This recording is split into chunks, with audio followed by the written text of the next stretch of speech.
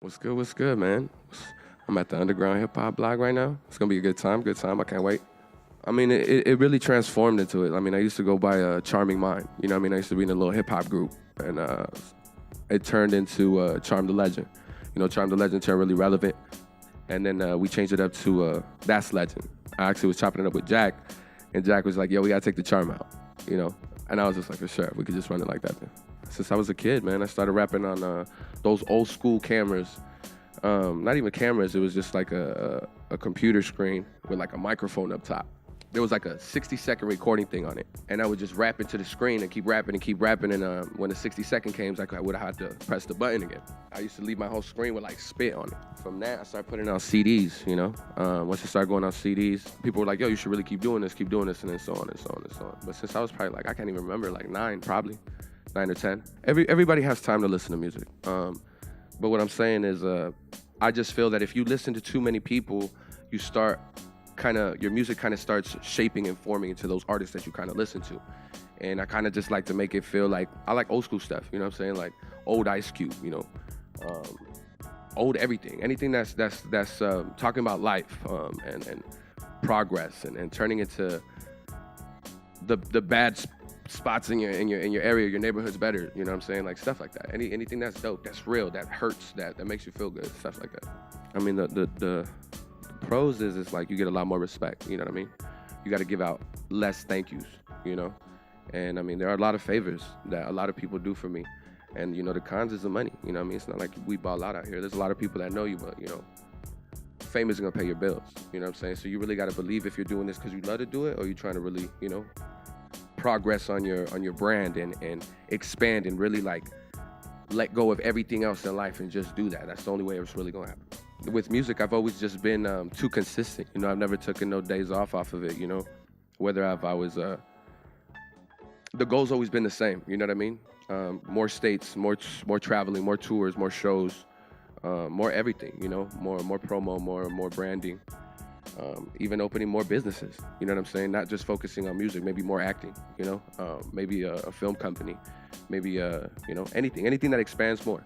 You know, there's always hard times in life, you know what I'm saying? I think the most creativity comes about when you're going through hard times. Nobody really wants to listen to somebody be happy. But that whole song is just, you know, it says, you know, I never got into graffiti because of tickets and fines. So boredom came across quick and lock, pick and incline. You know, I used to rob houses. We used to, you know, I used to do a lot of dumb stuff. And graffiti wasn't really my thing, you know what I mean? And that's a big LA thing.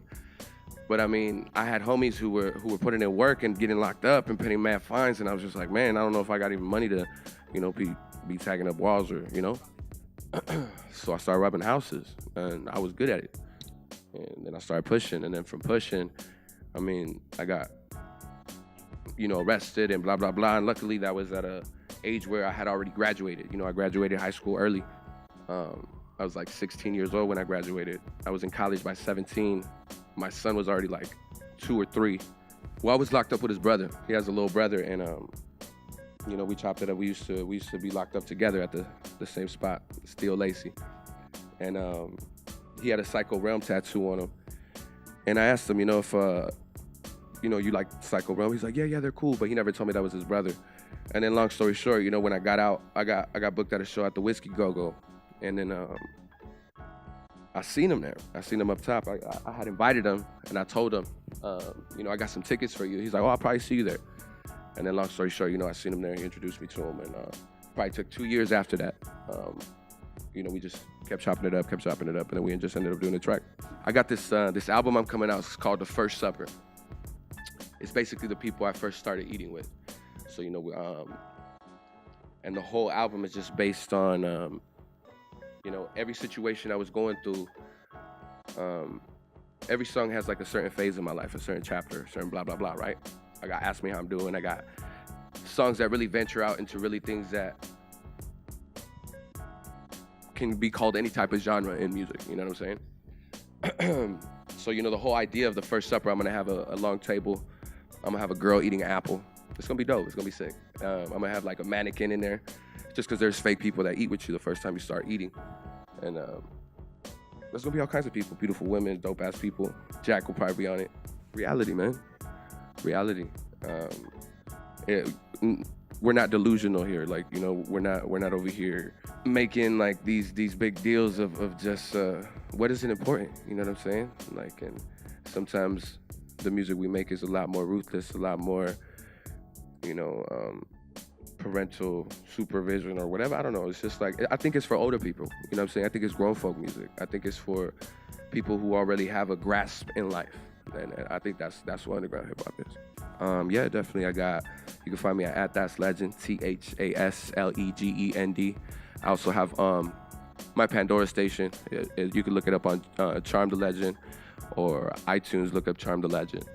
But anything on Google, you can look up Charm the Legend or That's Legend. I'm on the first 40 pages. Shout out to everybody who just takes their time in doing what they love to do. My family, my kids, my homies who go out their way. Shout out David, you know.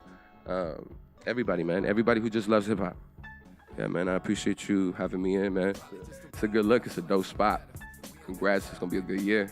But I appreciate that, man.